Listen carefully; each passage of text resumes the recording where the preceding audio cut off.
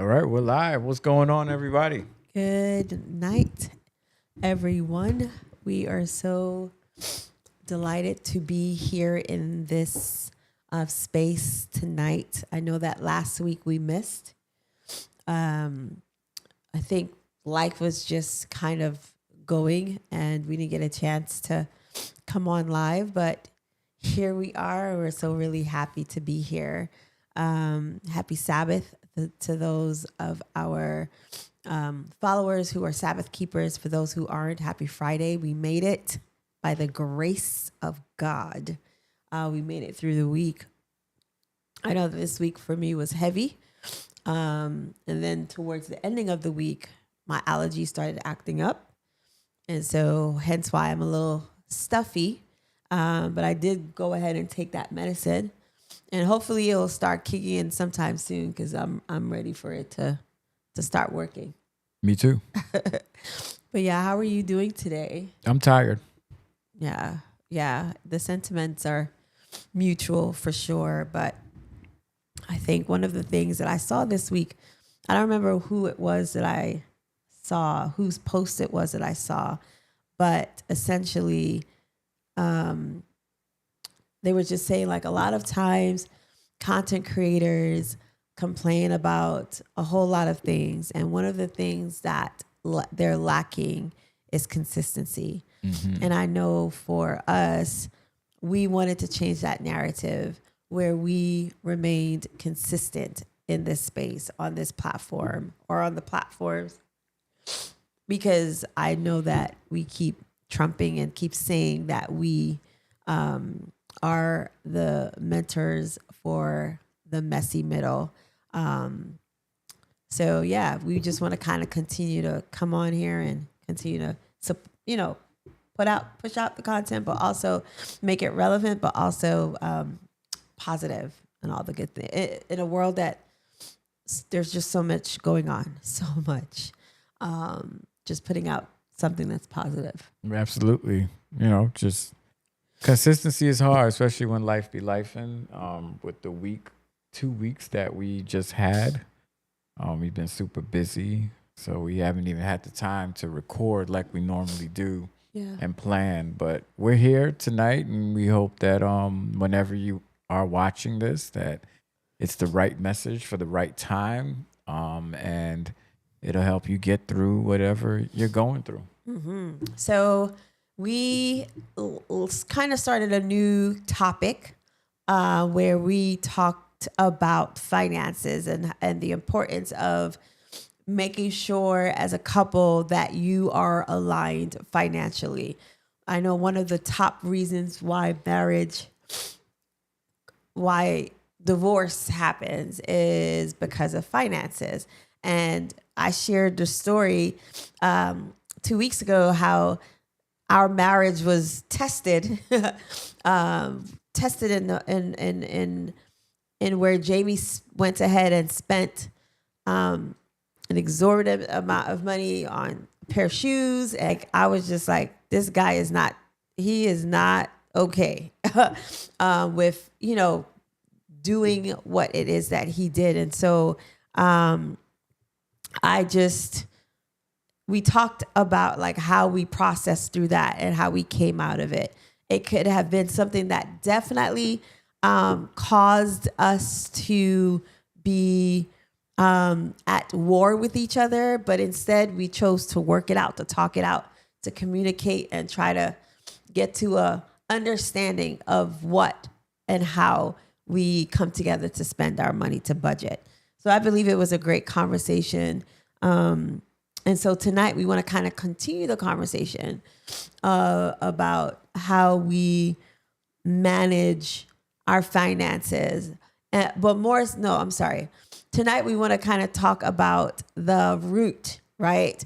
The root causes for why some of us spend money out of abundance or out of scarcity, right? Whatever our upbringing is or was. And so I think that it's important as a couple that you kind of talk through those things in premarital counseling or even, throughout your marriage as you continue on that it's something that is you're aware, so that when a choice is made, a poor choice is made about how money is spent, that it is something that you kind of go back and you say, oh man, I remember this is how you felt, or this is what your experience with money has been. And so I understand. It doesn't excuse it, but it's more of being aware and having an understanding of such. Right. Right.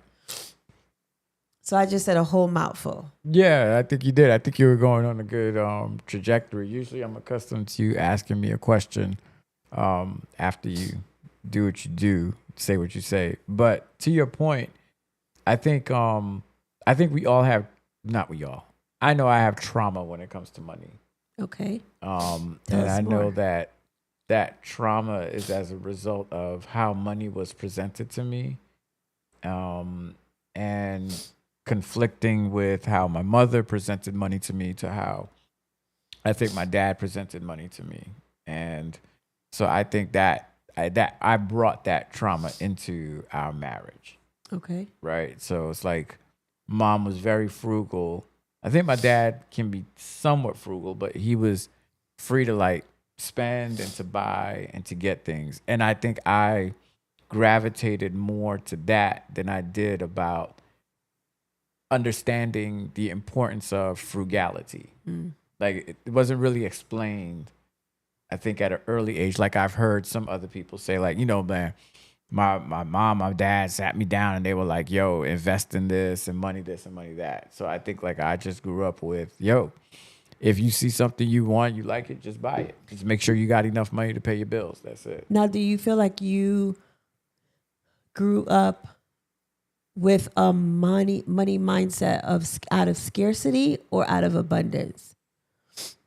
No, I don't think it was out of scarcity. I don't think it was an abundance, and I don't think it was scarcity. I think it was enough. So we didn't lack for anything. You know, if certain things broke down in the house, it broke down because they were old, or it just it was just old and needed to be replaced.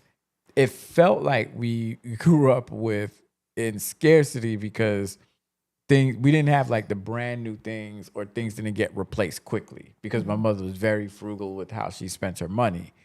Versus, you know, I remember like my dad when he would go grocery shopping, yo, we had everything. My mom went grocery shopping, it was some things. So it looked like scarcity, but looking back, it wasn't scarcity. You know, my mom was a registered nurse, and nurses make a pretty good salary, even though she was raising all three of us by ourselves, and I'm sure she had to stretch the money and pay the mortgage. But we weren't poor, Gotcha. to say that, to Got say the it. least. Okay. Okay. Yeah. And so you going back to what you were saying, that your upbringing about how you view money, you said that it came into marriage. So tell us a little bit more about what exactly was it that you brought into the marriage that I think from a financial point of view. I think the attitude of just make sure our bills are paid, put a little bit away, but get what you like. Got it. You like that. You work hard. You have enough. You've paid your bills, your utilities. You ain't gonna be homeless, or you ain't. We're not gonna be out on the street. You got a little extra money. If you like it, get it. Got it. So Jamie just stated his perspective on what it is that made what he brought into the marriage. So my experience is almost like completely opposite yours, and that it was definitely out of scarcity. There was a moment in our lives, my brothers and I, when we were growing up, when we were younger, when my mom and my dad were together, that there were, and we came to America. Let me just put that out there too, because when we were in Guyana, we didn't necessarily lack for anything. My grandmother, you know, was bringing us up.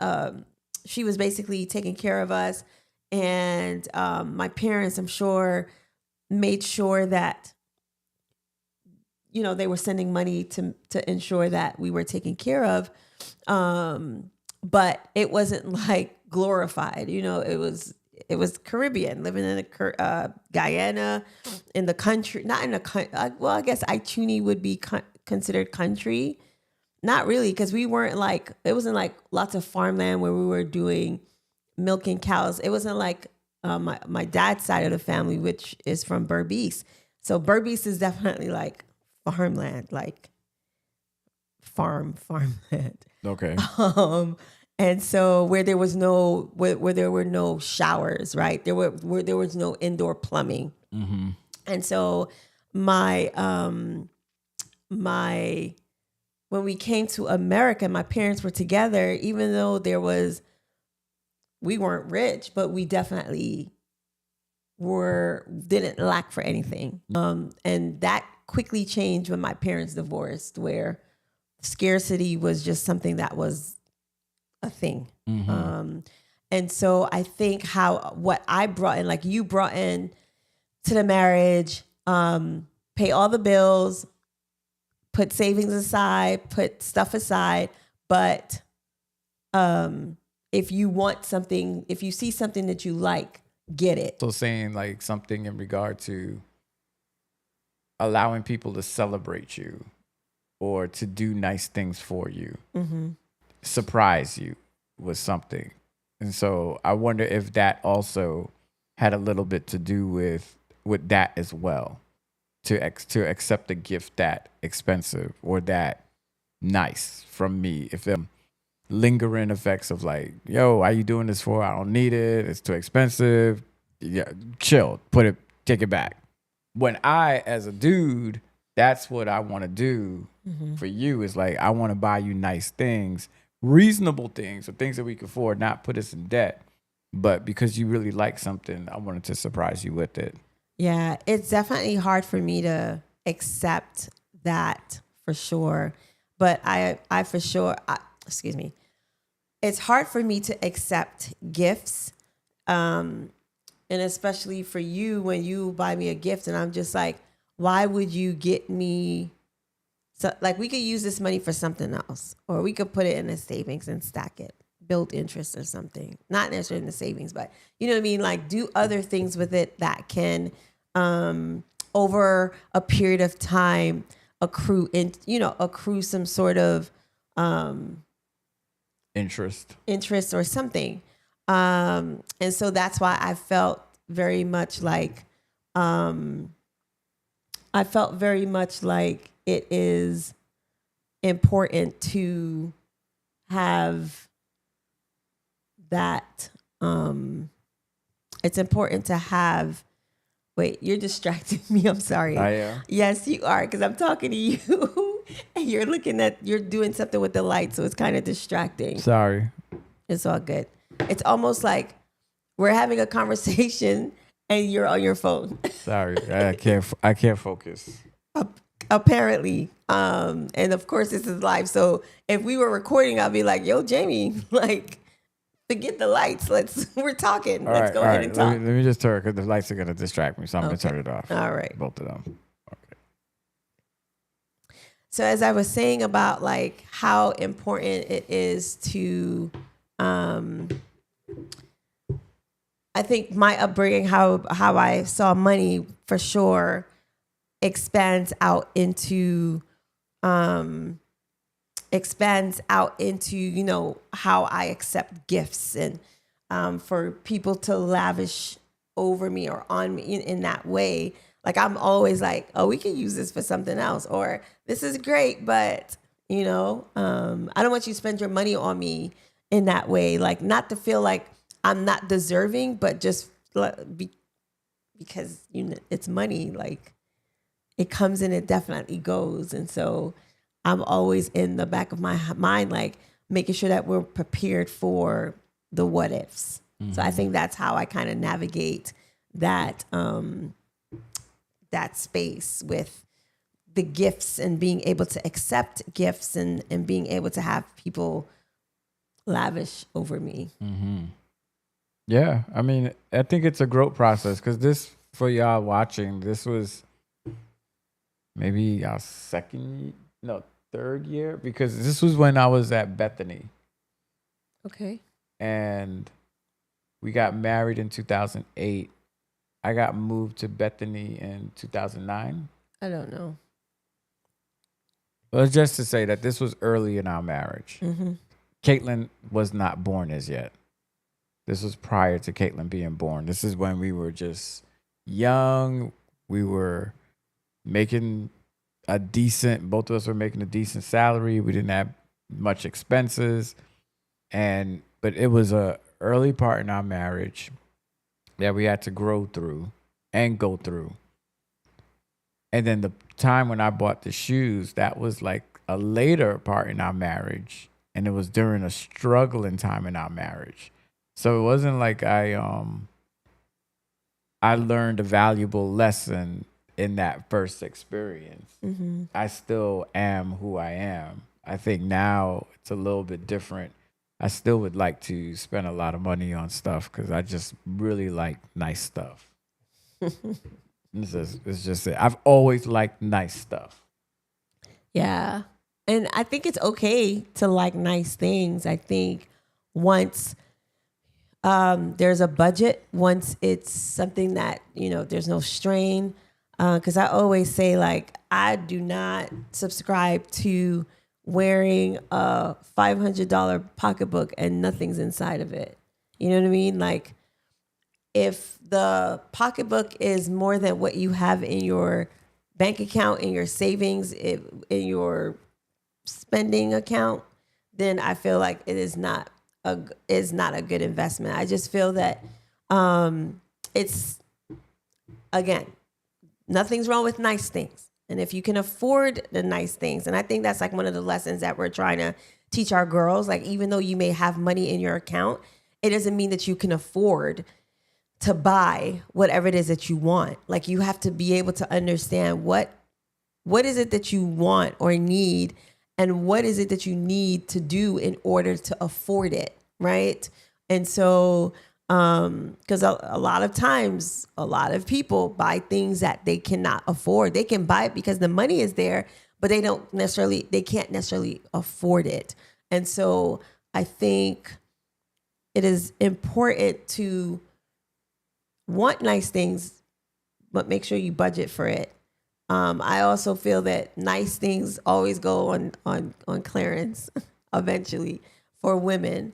Right. Essentially, I don't know. Clearly, there's no clearance for men's clothes, according to Jamie. There's sale, but it ain't clear. It ain't clear. Like I don't think we can find at least the kind of stuff that I like to wear. We can't find it in abundance like how I believe women can.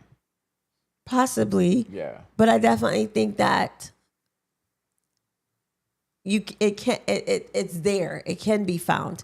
It may not be as much of a discount as a something from a woman's clothing store, but I definitely think that there's somewhere out there, there's some ability to find some nice men's clothes that are at a discounted rate. No. Okay. Okay. There is nowhere. And if it is, it's eBay, it's secondhand. It's discounted. Right. And I don't mind getting stuff that's secondhand. I don't have an issue. I just know I can't go into certain stores and find like the shirts I like to wear or the jeans I like to wear or the shoes I like to wear at a discounted price. It would have to be secondhand or something like that. Or you just have to wait for a sale. And sometimes those sales are probably like just 20%, 30% off. It's better than nothing. All right. I will rock with a sale. I will. Yeah. I will. I think you will now. You have grown into rocking with a sale. When I met you, you weren't doing anything sale. No, I would do sale. I just don't like combing racks. I ain't doing no Marshalls. I ain't doing no TJ Maxx. That's not necessarily sale. I'm I talking about going into a well-established store, and instead of staying in the front, you remember you never used to go anywhere to the back. You would always stay to the front, whether or not you were wearing. You had progressions in your fashion world. Like there was a progression of sorts, right? I know for sure you were not going into any store and going to the back. You would stay right to the front and be like, oh, this shirt is nice. I love it. It's $5,000. You would go to the ticket counter and go ahead and walk around with it. Please don't let these people think I'm spending $5,000. I mean, it's a hyperbole, but the point is... They believe your words. No, they don't. The point is this, that... That's because I stay in the front because I'm making friends with the people that work at the store. No, I'm talking about before I met you. You weren't doing that. Because you want to be out of season. You want the new season stuff. Okay. Clearly, you're confessing in a way that it is what it is. But I do think that for me, most of the things that I wear or find is at a discounted rate. Now, what is crazy is if I were to shop the way you shop, it'll be all bad. It won't be all bad. You'll just have a few pieces instead of the 1,000,001 pieces that you have. I don't think so. Because I definitely think that women's clothing, I mean, honestly, there is an abundance of women's clothing that are full price, right? That I don't want to wait for. There are a whole lot more pieces for sure that I could find full priced. There will be lifetime nice pieces. Maybe. Yes. Maybe. Yes. But what I'm saying is... Yes. Yes. What I'm saying is I enjoy the sale. That brings me so much joy, because it's almost like seeing that thing go from $500 to $100 to $200. That's like, even better yet, something that's 75% off of whatever. I just love it. The shopping game for men has changed. When I was in New York, I would go to sample sales. And sample sales were great because you'd find a lot of stuff. Even if it was out of season stuff, you'd find it for less. They're not doing sample sales anymore. Like Century 21 is gone. Sample sales are gone. It's kind of weird right now in the men's shopping world that for tailoring and for ties and for shirts and stuff like that, it's like it's either full price or 20% off. It's not like what it used to be. Because I used to go to, remember, like Ovadia and Son sample sale. That jacket that you love upstairs, I got that from a sample sale. It was easier back then. Now it's difficult. Those things don't happen like they used to. Yeah. Possibly. Yeah, so it's like, you either gotta. So what the game is, you buy something of value and then you wear it for a little bit and then you just try to sell it, flip it to get something new. I think my problem now is that I haven't been selling as much as my stuff as I used to. Yeah. You've just been keeping it. I just been keeping it because I've been lazy. I don't want to take them pictures. The pictures is annoying. The pictures are putting it up. Got it. Yeah. Got it. Essentially, this conversation, we wanted to talk through like understanding what your core values are, stemming from your childhood experience,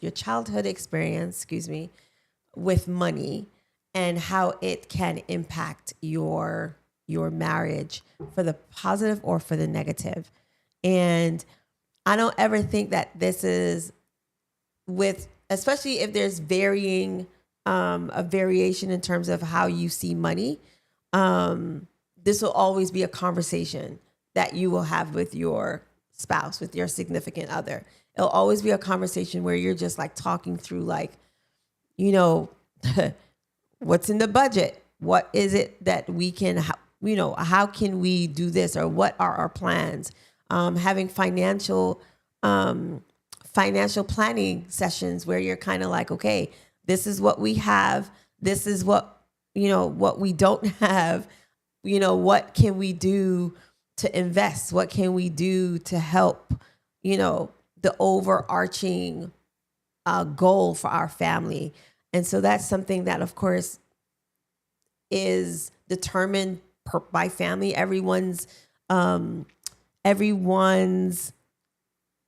goals are different and varied. And so whatever it is, just make sure that you're having the conversation about money, because that thing can eat and fester and it becomes a thing. I remember, and what's interesting, I'm gonna put this in here and then we're gonna go ahead and peace out. But what's interesting is how Jaime's approach to money and spending. Sometimes I wish I could have that. I don't know, that carefree. There it is. That carefree thought about money that he has, because it seems as though like it's amazing, right? Sometimes I wish I had that, and sometimes I sit there low key jealous, like, man, I wish I could just have that feeling to be like, if this and this is paid and, we've budgeted for it, and I can go ahead, even if we budget for something, some things I'm just like, still no, because I'm still thinking behind my head, like, what else can we use this for? And so, so that's, I don't think I've ever shared that with you. But I do. But you can have it all. We can start tomorrow. No, I'm good. Go spend. Go get what you like.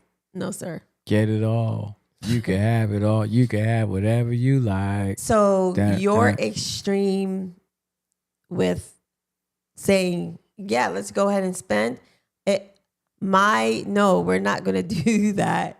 I think that's where our balance comes in, right? Like we balance each other in that way, where I'm just like, no, we're not. We gonna sit our behinds, right? Go to church, and then you putting a thumbs down to going to church? No. I'm putting thumbs down to we're not gonna do that. That's boring. Yeah, okay. There are other fun things in life. But anyway, I think that's what balances us out in such a way, in that we're not Jaime's extreme and we're not my extreme. We kind of try to meet each other in the middle. You like how I did that, right? Yep, in the messy middle. Brought it right back to the messy middle. The mentors for the messy middle. But you could have whatever you like. Yes. So we hope that you all enjoyed this conversation. There's some revelations in this conversation that were made for the very first time in this space. And so we didn't say this before, but thank you so much for your support, for hanging with us, for following us, for all it is, the encouragement that you guys give us. Every now and again, we will run into people who be like, oh my gosh, I watch your show and all the things. And so that truly, truly, truly brings us joy, because you can be doing any other thing. Like seriously, you could be doing just something completely different, but you chose to click the play button. We are grateful. What are you doing? I'm acting out what you're saying. I don't want you to act out what I'm saying. Okay. I just thought it would have brought something, a new element to what we're doing. You want to freestyle? So that's good night. Thank you so much for joining us. If you have not subscribed to our channel as yet, please go ahead and do that right now. We love y'all. Have a wonderful night. This is your girl, Carlene. And this is your boy, Jaime. Peace. Yeah.